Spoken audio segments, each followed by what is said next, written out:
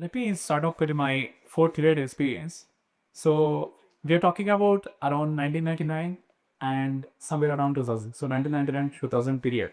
So one day, my dad picks up his book and then he says, "Okay, fine. Get me your science book." And then I get my science books to him. He says, "Fine." He reads out a paragraph. And then he says, "Okay, fine. I've read out a paragraph to you. Can you tell me the meaning of it?" And I'm confused. See, this was in fourth grade, I repeat. So then I reiterated every word to him, the whole paragraph. And then he gets confused. So he asked me again, "No, Pavan, look, I think you're confused. I'm asking you to tell me the meaning, not the whole paragraph." And then this time, I don't know what to say. So just to recap, so I repeated the same paragraph word to word. Then he was a little disappointed. Next day, he goes to school with me and speaks to the teacher and asks her, "Mom, look, the maths are saying that he's a topper, but brains doesn't seem to work. Is there a problem over here?"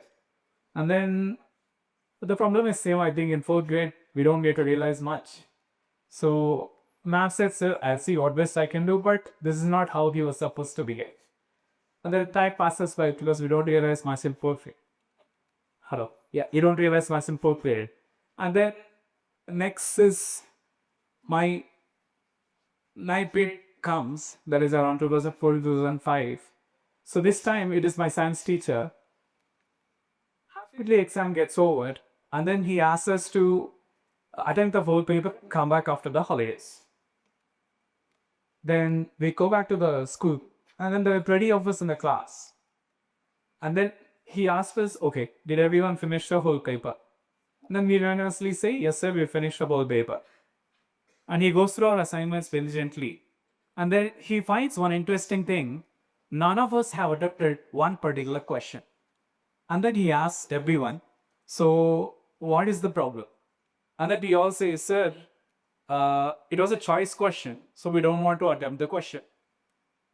And then he gets, he understands what is the problem and he says, "Okay, fine, go ahead and attempt it right now." And then we all see each other's faces, and few of us spoke back to him saying that, "Sir, but you haven't taught this thing in the class."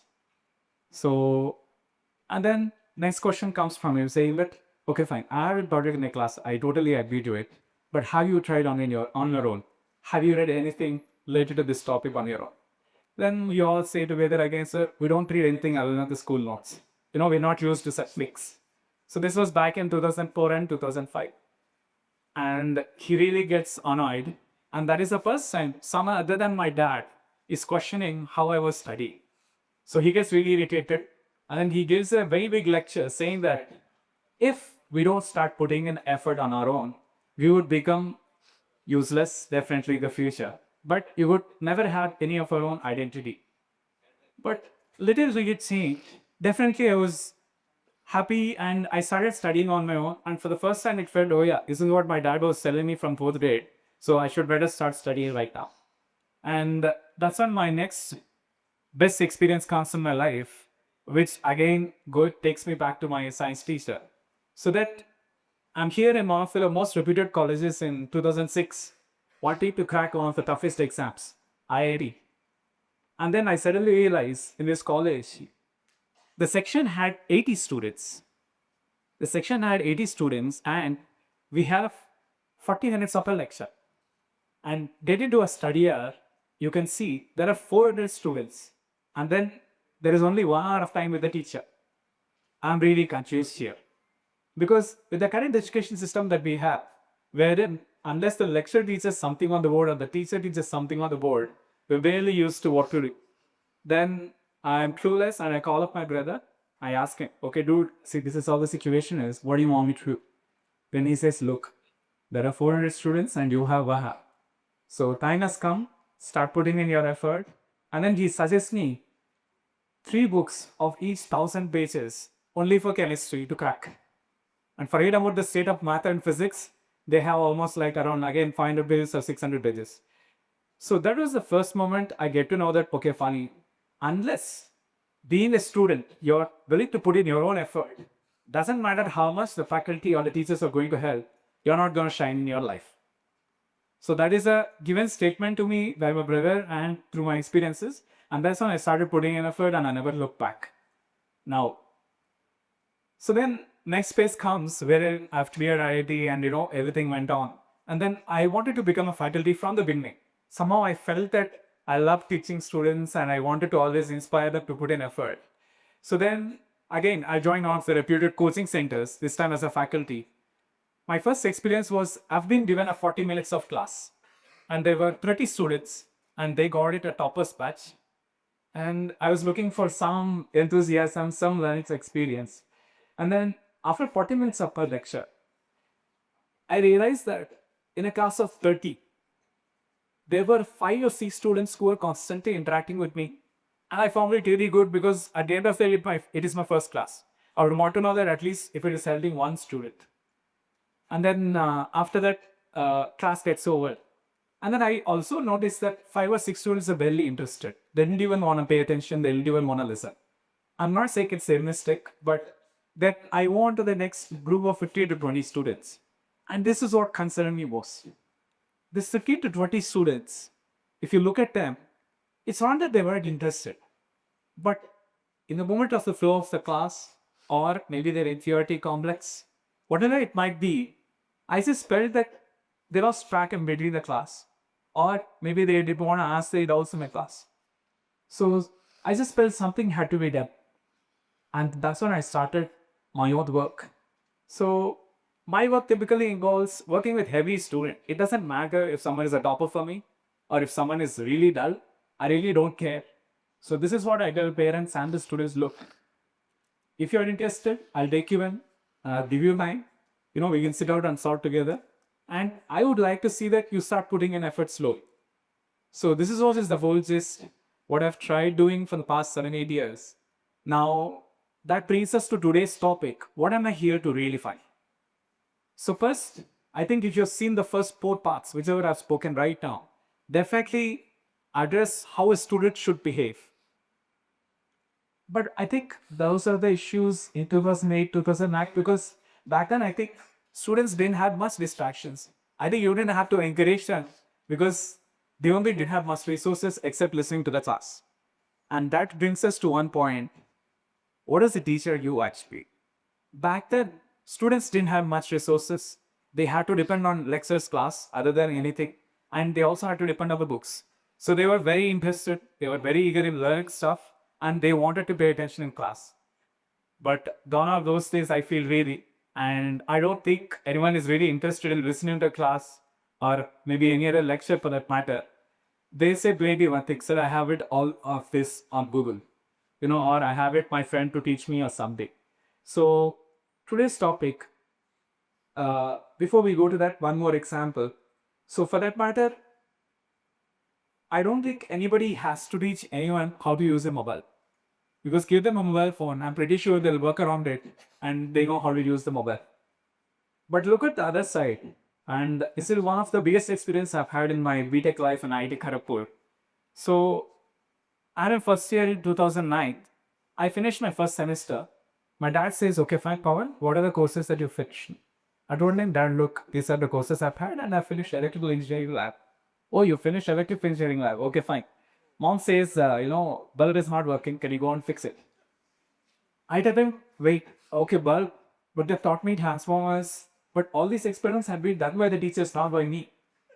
I barely know how to fix a bulb. Then he's like, oh, okay. You've learned only theory. Understood, okay. So you're only fit for working in a corporate life, not a real life experience.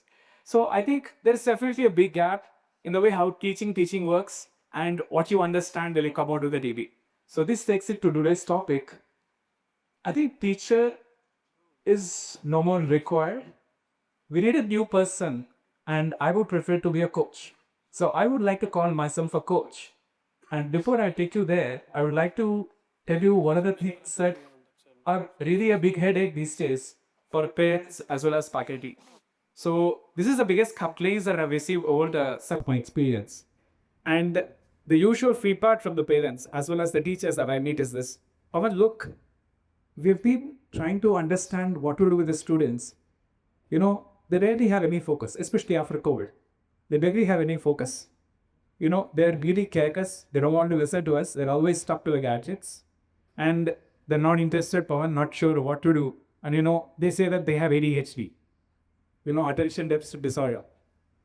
See, I mean, I definitely understand these things. And in a funny manner, I do tell students and parents, yeah, even I have an ADHD. Whenever someone says their attention is getting distracted, then I would just tap on them on the head, so that they understand and they get back on the same point. Yeah, and we're also not consistent. And I really feel there's a disconnection. It's like I don't think they have some goal or ambition. See, I really don't understand the point. Aren't you talking about students? When they're in teenage, if they behave anything crazy, if they behave anything robotic, I think we should doubt it. There is something wrong with it. So these are all the usual characteristics of definitely a student. And this is what, as a faculty and parent, you have to combat. And then comes the solution. So I do understand it looks very, very simple. But what do you mean by a coach? What does a coach do different from a teacher? What are you trying to tell here? Isn't just teaching in the class enough? See, I'm pretty sure most of them find it very, very hard to speak to a teenager. They typically say, Pavan, teenager, hormones, all those things. But I think it's very difficult to speak to anybody at any stage for that matter. Even a nursery kid, or for that matter, a grown-up adult. So it's very, very difficult to speak to anyone. So now, the solution though it looks simple, it is to try to understand the student first. So I've seen over my experience almost 250 to 300 students over the 8 years. And I've paired with really difficult students as well, because who gave me a mind-blowing experience, I can say. I cannot say horrible, but mind-blowing experience, because that changed a lot of things. So there were experiences where I had to go to a student's house at night, 1 o'clock, just to understand that student doesn't want to write their exam tomorrow. Or there are students who made me sit the whole morning, like they used to call me at 2 o'clock or 3 o'clock in the morning, and I had to go in that morning session just to spend time so they can finish for an exam. So there are issues, definitely, but the solution is very simple. First, I want parents to accept that they're students and we need to speak to them. We need to speak to them to make them understand, okay, fine, these are the things, okay, Appa, these are the issues that I have. Amasi, this is what's the difficulties I have. Can you meet someone to sort out these things? And of course, these days, we're used to really good amount of fast food stuff and all. We want all the solutions in 2 minutes, like noodles, like Maggi. But typical solution that I give to parents is, look, you've come with a, problem, and I feel it might take 1 year. I feel it might take 5 months to sort out this.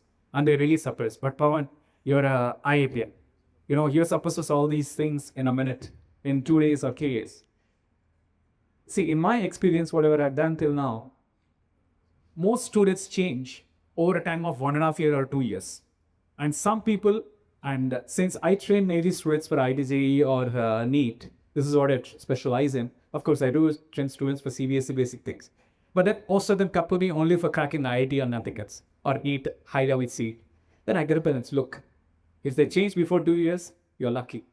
But definitely I can tell you this much, they will mainly change after the exam, not before the exam. Because I feel everybody needs their own share of failures. And the biggest mistake right now is parents are not letting their kids make mistakes. And that's the problem. That is the biggest problem we have right now. And I would like to see that parents and the faculty together, I want them to be a coach who can let them sit and talk to you. Like, take some time out. Take some time out. And for the students also, it's the same thing. Look, faculty are not someone who are just there to deliver a speech. If you really approach them, I'm pretty sure they would want to share their own experiences with you and they want to make you better. And typically I've seen that in 4 or 5 months of work with a personalized attention, it's not about just a teaching. See, BCM is very hard for me. And in fact, I would like to know that student remembers me for someone who changed their life rather than a person who taught them physics, chemistry, math. And this is the same thing I would request parents to also remember me for. Because PCM, I feel anybody can teach them in life. But if someone can teach them how to bear this 2 years or how to enjoy this 2 years, because one thing I've seen is, I'm pretty sure most of you, since you're anyway this young students over here, out here, this is one thing that motivated me to start teaching or to start training them in a coaching way is, I rarely see students happy these days. in 11th and 12th especially. In fact, I feel they're working more than the corporate jobs or their parents itself. I feel they should get paid or their parents getting paid because they're working close to, I think, 12 to 14 hours every day. And I tell them this, look, dude, I want you to smile. I want you to enjoy what you're doing. So try to understand these basic things in life. And they also ask me, sir, but what if I don't get IIT? What if I don't get, CEDC? It's okay, it's fine. What is important is I want you to understand that put the 2 years of effort or whatever it might be, put the 3 years of effort. You will definitely understand that, okay, fine, this is how I have to face. This is how I have to face real life situations. I think this is more important than understanding that they have to get a rank or something. Because getting a rank, whether they change or not, it's a different thing. And I definitely tell my students, look, what your Pavan Sir has done. He has done BTech in IIT, Electronics Communication. And then he worked for 1 year in Cisco. And after that, he's teaching right now. All three do not have any relation. And my dad tells me that I wasted 6 years of my life in IIT. I told him, look, it's not that I wasted 6 years of my life. I understood through that 6 years that I should not become an engineer. So there's nothing wrong in it because the whole purpose was itself wrong, I felt. And it's not that I'm ashamed to say this, but from my upbringing, I can clearly see that I was always told, okay, fine, study in IIT, you'll get a good job. But only after I went to IIT, I learned that IITs are not meant for individual job. They want to see people innovate something. They want to see people discover something. But then that we barely do. And from my experience, I could understand that, okay, I'm a complete unfit for this model. And that's how I thought, okay, at least I should tell these to my students. I should start teaching someone so that I can tell them, okay, fine, this is what you should think. So with all this, I would like to close it. And one thing I wanted to say at the end, so this is conditional beta. And this is especially for students. A faculty should never teach an uninterested student. A faculty or a teacher or a coach should never teach an uninterested student. And it's considered as a sin. So I would have told it, but there we do, but explain and I'll translate it. So this brings to the closure that, look, I'm not trying to blame students, nor the faculty, nor the parents. But from my experiences, I can tell this much. If we work together, we can definitely create lifelong experience in this 2 years of time or maybe during the school times. And I would like to change it for all the students going forward. Thank you. Thanks a lot.